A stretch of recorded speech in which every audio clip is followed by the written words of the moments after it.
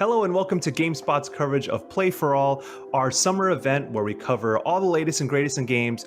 I am kicking off this segment with some great folks over from Blizzard covering Hearthstone. I got Dave Kosak, principal narrative designer, and Conor Kou, game designer. And I'm Michael Higham. I'm here with GameSpot, and I'm going to be giving them some questions about Hearthstone. But the first question I want to ask is, how are y'all doing? We're doing great. We are doing great. The Hearthstone team has been working from home, as you can imagine. Still managed to launch the Ashes of Outland expansion from home, and now we are about to bust out with a huge bundle of content for all of our players, the Felfire Festival. Oh, I'm doing great. We're super excited for the Felfire Festival, and we're excited to bring some new stuff to Battlegrounds and all over the game, really. Can you give folks a brief overview or a refresher on exactly what Felfire Fest means for Hearthstone? Yeah. Well, the Felfire Festival is kind of an annual holiday, and this year we've gone bigger than ever because we're taking the Felfire Festival to Outland for the Ashes of Outland expansion. And there's a whole set of huge things going on that we spread it over 4 weeks. So we are adding a new minion type to Battlegrounds. We're adding pirates to the Battlegrounds, and Connor will tell you all about that. Then we have a huge bundle of single player content as well, solo adventures. We're introducing a new Demon Hunter hero for players. Arana Starseeker is her name, and we have a whole single player campaign, a whole free solo adventure for players to play, where you get to meet Arana and play through her 17 missions as she explores Outland and becomes a demon hunter and meets Illidan, and craziness ensues. Our big arch villain of this expansion is Mecha Jaraxxus, the failed Dr. Boom experiment. He's rebuilding the Burning Legion into the Rusted Legion, a sort of half mechanized, half demonic army that's been crashing through Outland. So the single player adventure, we'll get to kind of explore that character and see if we can take him down. And then it continues. It continues. We're only halfway through the Felfire Festival at this point, because then we have challenge modes. It's another solo adventure. This is kind of like it's like Outland's greatest hits. It's single player fights against some of the greatest villains from the Burning Crusade era of World of Warcraft. So you can fight against Kael'thas and Lady Vash and all the great villains from that expansion. And then we have a couple great tavern brawls, including there's a tavern brawl that's a personal favorite of mine. It's called the Burn Down, where we randomly generate decks for players, and you play against other players. And if you lose, you get to keep the deck that beat you for the brawl, and use that in the brawl against other players. And so decks kind of spread out, and we see which one is the best. Yeah, there's 17 new minions, a bunch of new pirates, and we're also going to be introducing a new system to Battlegrounds. We're going up to 6 minion types in Battlegrounds, and we wanted to make sure that wasn't going to sort of dilute the minion pool too much. So at the beginning of every game now, we're going to select randomly 5 minion types to include in the game. And for the first month after the patch launch, we're going to have pirates in every single game. So you get to play with all those new minions. So I have a lot of in-depth questions when it comes to new stuff that's coming to Hearthstone and the Felfire Festival in particular. So I need to give a special shout out to Steve Watts, our GameSpot editor, who put a lot of these questions together. So first off, we want to ask, Trial by Felfire solo adventures releasing all 5 chapters simultaneously. Yeah. Unlike previous adventures, which rolled out weekly, why did you make this change this time around? And what was kind of the thought process behind changing the way you're rolling these out? There were a couple different things going on. One is that we had the whole Felfire Festival going on, so we didn't we had all kinds of events, so we didn't want the single player to spread out too far. The other thing is the single player content this time around, it doesn't introduce new cards into the meta. So often when we're introducing new cards, we kind of slowly dribble them in over the course of a few weeks. This time we weren't doing that. It's really just about the story, and we kind of wanted people to get the whole story at once. This is a new character that we're introducing to Hearthstone, and her adventure is really fun when you can play it through beginning to end. We're giving the Adventure Wave for free, and we think if people if you really enjoy playing with the new hero, you really like the new hero, there's an Arana Starseeker bundle that you can get. It's $20, 20 card packs, and you get the Arana Starseeker hero skin for your Demon Hunter. I know you guys mentioned introducing pirates in Battlegrounds. What makes this tribe different from others like dragons and mechs? We all know that pirates, they really love one thing, they love gold. So one of the little sub strategies of pirates is that they play with gold a little bit. So they have a minion that sells for 3 gold instead of 1. That's our free dealing gambler. And then we've got Pirate Captain Hagar. He gives you a gold whenever you buy a pirate. So they have a little bit of ways of playing with gold. We even have a minion that at the end of your turn, he gets +2/+2 for every gold minion you control. His name is Gold Grubber. So that's one area of Battlegrounds that they're sort of expanding. Pirates are really aggressive and they like attacking. So we've got a bunch of new pirates that have attack triggers or get benefits from attacking, or they attack immediately. So we have a new tier 6 minion, which is Dread Captain Eliza.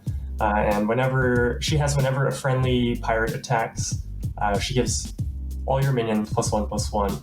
And then you have minions like Scallywag at tier 1 that have Death Rattle, summon a 2/1 pirate, it attacks immediately. So we're sort of revisiting attack immediately, which was a mechanic we introduced into Battlegrounds with the launch of Ashes of Outland, actually with Illidan's hero power.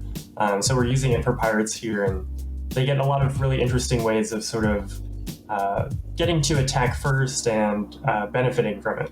Another big change that came with Ashes of Outland was the addition of Demon Hunter. How have you felt overall about the meta following the first new hero addition into the game? We're pretty pleased with how things are shaping out. I mean, definitely the goal from the outset, we wanted Demon Hunter to be, viable and competitive right out of the gate. It did require some balance patching immediately because it was the first week. I don't know if you had a chance to play. Demon Hunter was incredibly powerful. So there was a bit of nudging early on to kind of adjust the power level there, and then but we've been watching it closely, and there's a pretty diverse meta going on right now. There's some decks. I actually made some notes. Demon Hunter is still really strong. There's a couple warrior decks that are doing really well right now. There's a good aggro warrior deck. There's a bomb warrior deck that's been doing well. No Duplicates Hunter is really fun to play. That's doing well as well in the meta. And a lot of players are playing Rogue. So we're seeing a lot of good variety right now.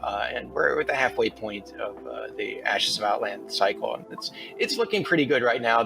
They're on deck. They'll make some adjustments as necessary. But we're pretty happy with how it's shaking out right now. So when you go into launching a hero, do you know that you're going to have to take a very hands-on approach to the balance, or like what goes into the balancing process beforehand? So like when you introduce new elements like this in the game, do you can you give a little bit more insight on how those things are pulled off?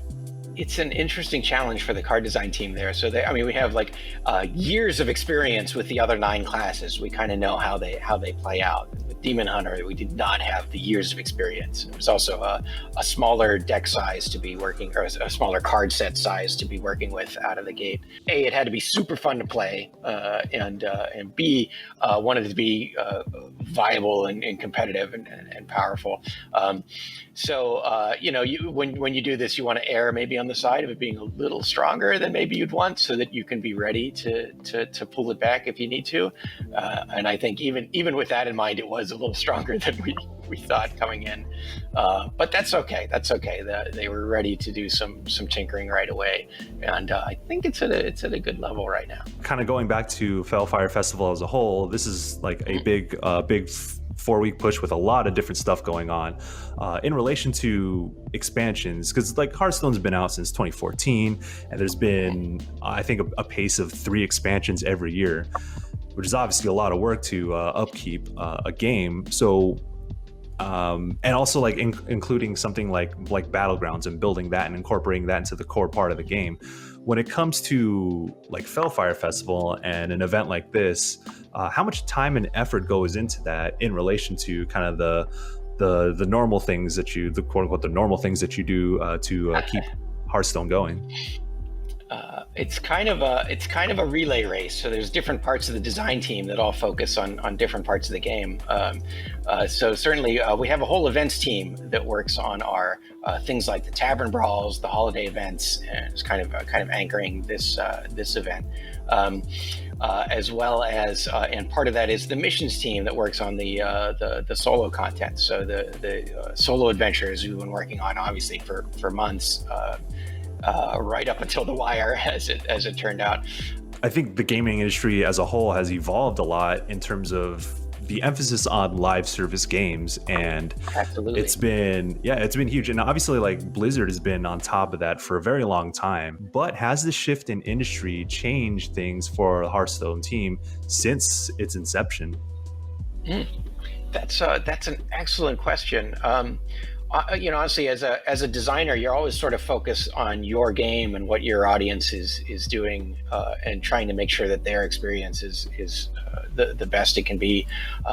We did notice in years past, if we'd go 4 months without a big content update between expansions, that hey, sometimes the meta would settle and there wasn't a whole lot else to explore in the game, and so people would begin to trickle out and hopefully come back when we had a new expansion. So we kind of identified that, hey, we need more stuff happening, and certainly we've kind of rejiggered the team to make that happen in the last couple of years, and I think you're seeing the results of that now. Dave, now that I have you here, you're the principal narrative designer. That's your title, and I kind of just want to ask, like, what is it like to incorporate a story into a card game?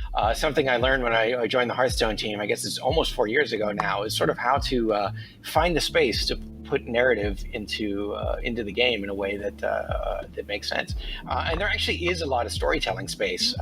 So with the Year of the Dragon, we linked all 3 expansions together into one overarching narrative. And we're doing something similar. The 3 expansions in the Year of the Phoenix aren't linked, but we do have lots of storytelling opportunities, kind of with the cards themselves, and then with the solo adventure content that comes out. I'll give you an example. We're introducing demon hunters, and so we want a villain that feels like they are as cool as the demon hunter class to fight, like what would be new and different. And so we kind of came up with this idea of the Rusted Legion, this sort of half mechanized, half demonic army. And ideally, the story then comes into the mechanics. So when you played the Ashes of Outland expansion, there were cards called Crimes, and that is, it's a minion, and it's Death Rattle. When the minion's destroyed, it's shuffled back in your deck, but it's more powerful, and it emerges as kind of a half mechanized card that comes out. And the story behind that was they fell to the Rusted Legion, and then they came back. So we have our main character, Arana Starseeker, and she's going to try and make a name for herself by exploring Outland, and quickly she's going to get in over her head. She's going to stumble on the Rusted Legion. She's going to be on the run. And she's going to meet a series of other characters that are also on the run. And these characters are called the Outcasts.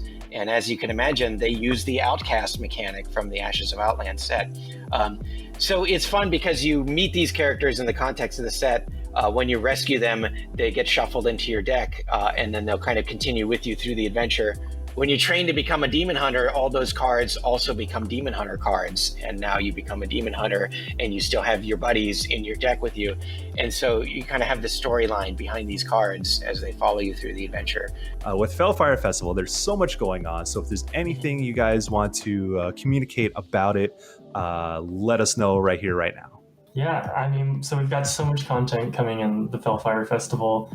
All of the awesome stuff that Dave was just talking about with the solo adventures, like we were talking about earlier, we've got a bunch of new minions, a new minion type coming to Battlegrounds, 4 new heroes, and then we've got a bunch of tavern brawls, and much like the Felfire Festival being a twist on the Fire Fest, one of the tavern brawls is the Burn Down, which actually started as a Fire Festival Tavern Brawl, and we've got a little twist on the burn down this time around too. So there's a lot of awesome stuff. We haven't talked about rewards yet. I mean, it's definitely worth logging into Hearthstone during this time. Like for the entire month, there's special quest rewards to earn packs from the Year of the Phoenix and Year of the Dragon. So throughout, all kinds of quests to do. Just jumping in the different modes and playing the different games, you're going to earn a lot of packs. So we're pretty excited about that. All right. Well, thank you guys so much. Dave Kosak, Conor Kou from Blizzard. They work on Hearthstone and they got so much rolling out. So if you are a returning player,